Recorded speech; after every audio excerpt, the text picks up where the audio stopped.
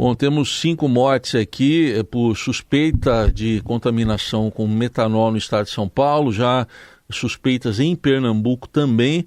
O governo federal entrou na história. A gente vai ouvir aqui o que disseram o ministro da Justiça e o diretor da Polícia Federal. O ministro Lewandowski informou que a Polícia Federal abriu uma investigação, tem uma suspeita de que isso possa se espalhar para outros estados. E o diretor-geral da PF, Andrei Rodrigues, não descartou também possibilidade de ligação com o crime organizado, que foi descartada ontem pelo governador Tarcísio. Vamos ouvir os dois. Na segunda-feira, considerando esta ocorrência, que do nosso ponto de vista é uma ocorrência grave e tem reflexos, inclusive, na saúde pública, nós determinamos ao doutor Andrei Rodrigues, que é o nosso diretor-geral da Polícia Federal, que abrisse um inquérito policial para verificar a procedência dessa droga e a rede possível de distribuição, que, ao que tudo indica, transcende os limites de um único estado. No momento, as ocorrências estão concentradas no estado de São Paulo, mas tudo indica que há uma distribuição para além do estado de São Paulo e, portanto, sendo uma ocorrência que transcende limites de um estado, isto atrai a competência da Polícia Federal. Dentre as razões já citadas aqui também, a questão da interestadualidade, a possível conexão com investigações recentes que fizemos agora, especialmente no estado do Paraná, que se conectou com outras 2 de São Paulo em razão de toda a cadeia de combustível, onde parte disso passa pela importação de metanol pelo porto de Paranaguá e, portanto, a necessidade, de entrarmos nesse caso, pelo menos por essas 2 razões. E agora a investigação dirá se há conexão com crime organizado, com operações anteriores, enfim, a gente vai buscar trabalhar de maneira integrada. E aí, Eliane, governo federal então também mobilizado?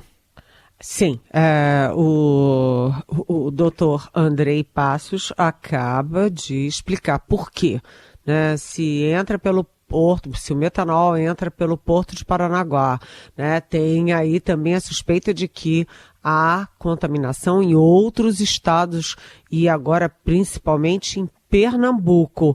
Isso deixa de ser uma questão exclusiva de São Paulo, mas a política sempre dá um jeito de se imiscuir nessas questões. Então a gente tem a Polícia Federal, inclusive suspeitando da participação do PCC. Agora o PCC está em tudo, tá? Em posto de gasolina, está em distribuição de gás, está em tudo, até na Faria Lima. E o próximo passo é investigar se o PCC está por trás dessas intoxicações. Mas como você disse, Heisen, o governador Tarcísio Gomes de Freitas negou publicamente, diz que não há nenhum indício nessa direção.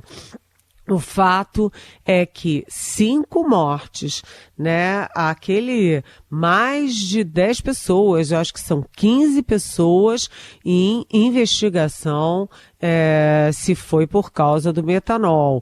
A possibilidade de ter a ampliação, a contaminação também em Pernambuco. Tudo isso vai deixando todo mundo muito preocupado, mexe com o Ministério da Saúde, mexe com o Ministério da Justiça, com a Polícia Federal, com o governo de São Paulo inteiro, mas o fato é que até agora está todo mundo batendo cabeça. Houve uma operação em Americana, em São Paulo, que aliás é a cidade da família do meu marido, Americana, que é uma cidade têxtil, uma cidade importante de São Paulo, e na verdade a polícia descobriu que havia falsificação de bebidas, principalmente de uísque, gin e vodka.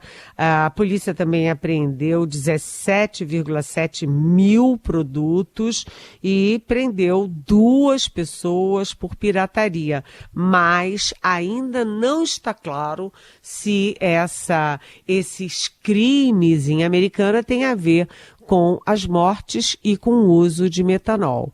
Aparentemente, eles, vamos dizer, aspas, batizavam as bebidas com álcool etílico, não com metanol. Então, está tudo ainda muito no início das investigações e aí tem dois problemas. Primeiro, né, os bares, restaurantes onde as pessoas, as vítimas foram intoxicadas, estão no alvo da polícia.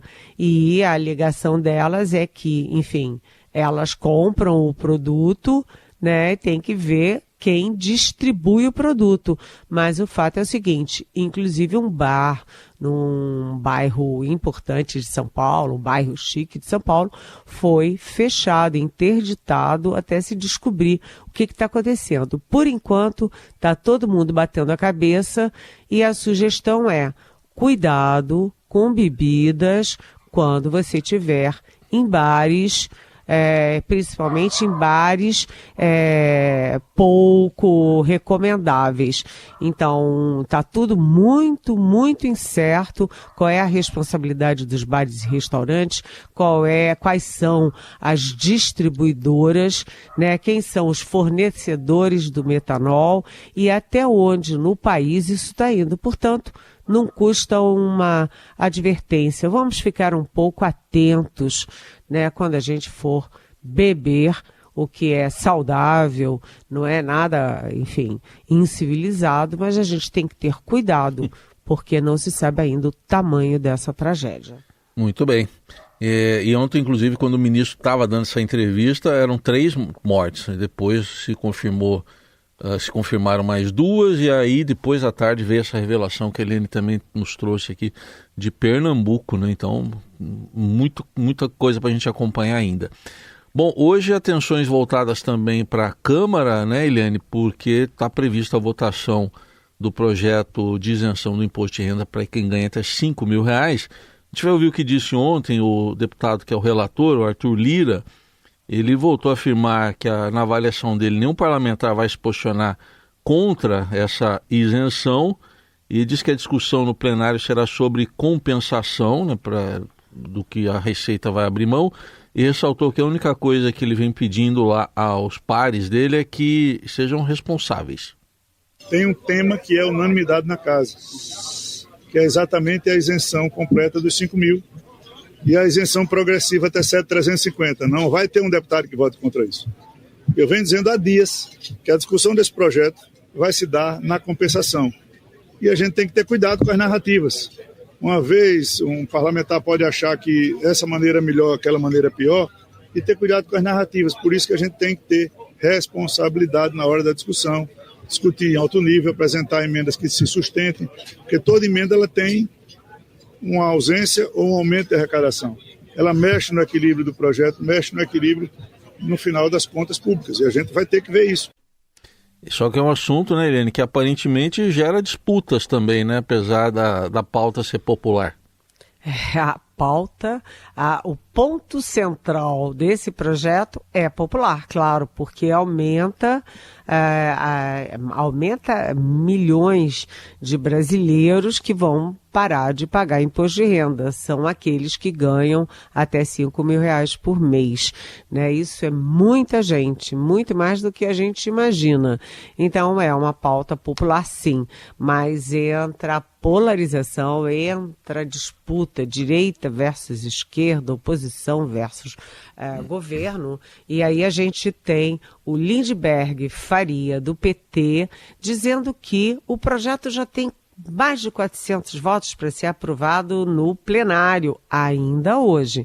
Mas o Sóstenes Cavalcante, que é o líder do bolsonarismo, o líder do PL na Câmara, ele diz o seguinte, que olha, já que o projeto é tão bacana, vamos aumentar de 5 mil para 7 mil, aliás, era 5 mil, passou para 7.050 e agora o Sóstenes Cavalcante defende, a oposição, o PL, o bolsonarismo, defendem aumentar a isenção até R$10 mil, para quem ganha até R$10 mil por mês.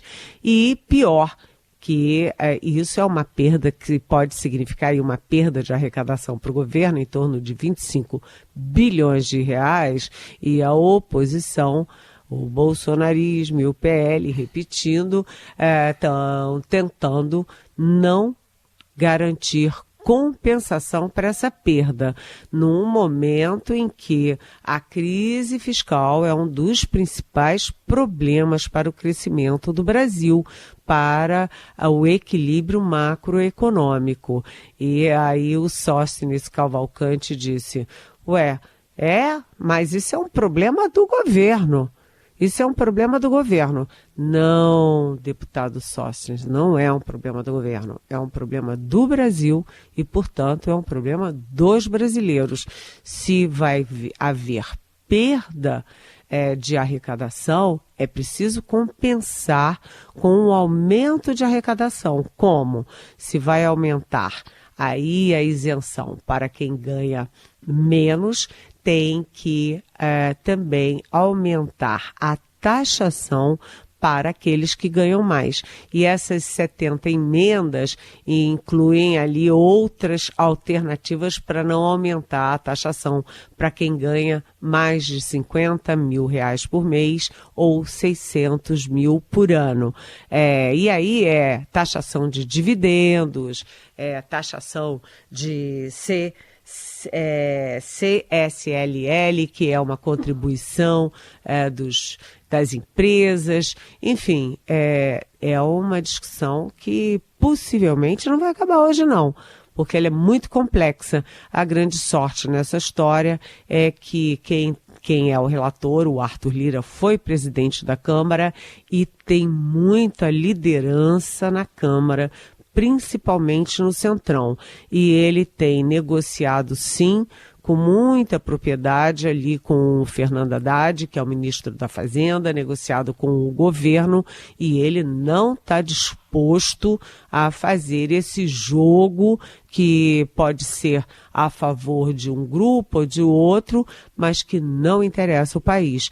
Então, eu acho que quem vai dar uma solução para o impasse é Arthur Lira. Seguimos aqui com o Jornal Eldorado, análise política com Eliane Cantanhede, direto de Brasília. Bom, Eliane, as cúpulas da Câmara e do Senado estão tentando acertar com o governo as pautas aí, enquanto do outro lado a oposição pressiona para dominar a pauta de votações. O que está em jogo? Olha, tá uma guerra. A Câmara está completamente sem controle. Presidente fraco, Centrão forte, a oposição desesperada depois da condenação do Jair Bolsonaro e dos erros crassos, né, inexplicáveis do Eduardo Bolsonaro, e do outro lado o governo sem base, sem força dentro do Congresso. Então tá uma verdadeira bagunça. E aí, ontem, por exemplo, a gente acabou de falar da questão fiscal, né? O imposto de renda e a responsabilidade, o equilíbrio fiscal. Pois o Congresso ontem, né, na verdade, a comissão mista de orçamento, ou seja, Câmara e Senado, né, aprovou um fundão eleitoral de 4,9 bilhões de reais. Isso, gente, atenção, Heisen, atenção, ouvintes, é 390% superior ao que a equipe econômica do governo previu para 2026. Então, vejam a desconexão, né? 5 bilhões de reais para as eleições do ano que vem, no momento de equilíbrio fiscal balançando, não dá, né? E aí há uma tentativa dos dois presidentes, o Hugo Mota da Câmara e o Davi Alcolumbre do Senado, que têm conversado diretamente com o presidente Lula, mas também com o Fernando Haddad, etc., para tentar botar as coisas no trilho, com a ajuda, como eu já disse, do Arthur Lira, o antecessor e padrinho do Hugo Mota na presidência. Bem, o Lula, o que o Lula está fazendo? Está conversando muito e está vazando para a mídia que ele quer antecipar a reforma ministerial. Por que antecipar? Porque quando chega no ano eleitoral, os ministros têm que se desincompatibilizar para poder concorrer a qualquer coisa. Vai concorrer a governo estadual, a Senado, a Câmara, tem que deixar de ser ministro até abril. Então o Lula está tentando antecipar. Isso abre vagas, portanto, abre negociação com os partidos.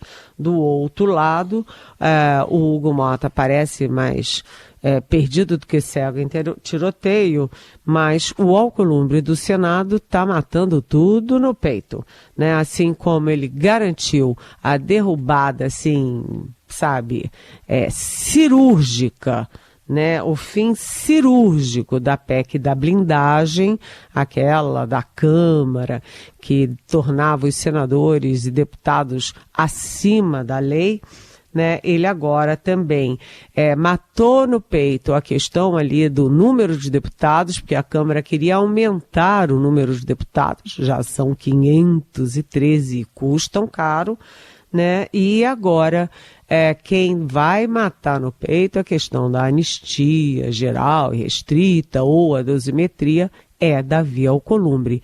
Ele é que está na linha de frente do judiciário, do legislativo, para botar as coisas, botar esse vagão, esse trem descarrilhado nos trilhos.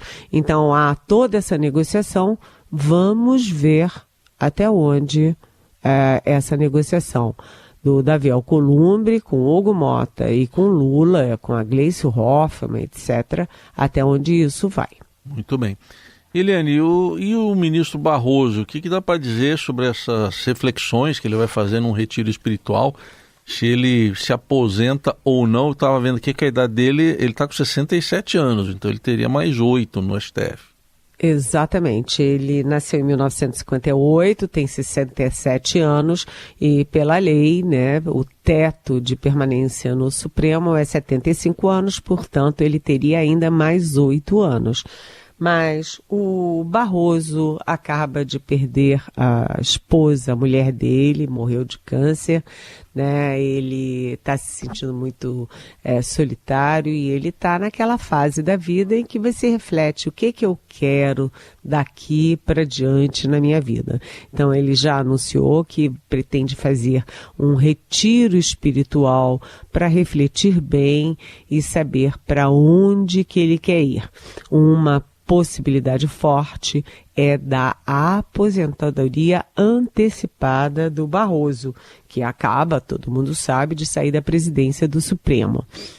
Isso abre mais uma vaga e já começam as campanhas para indicar um nome daqui, outro dali, todo mundo se mexendo. Mas tem um nome prioritário, que é o de Rodrigo Pacheco, ex-presidente do Senado, que foi um aliado do governo Lula, que é um aliado em Minas, inclusive, e que, segundo as minhas conversas com ele, segundo as conversas também com os mais próximos a ele está cansado da política, tanto que vocês viram que ele saiu da presidência e nunca mais se ouviu falar em Rodrigo Pacheco. Portanto, ele está cansado do Congresso, estava tentando aí uma candidatura ao governo de Minas, que está difícil porque o governador Zema tem força política, tem popularidade em Minas e é opositor dele. Então, o Rodrigo Pacheco, um dos sonhos da vida dele é ir para o Supremo. Essa é uma hipótese que ganha força, Heisen.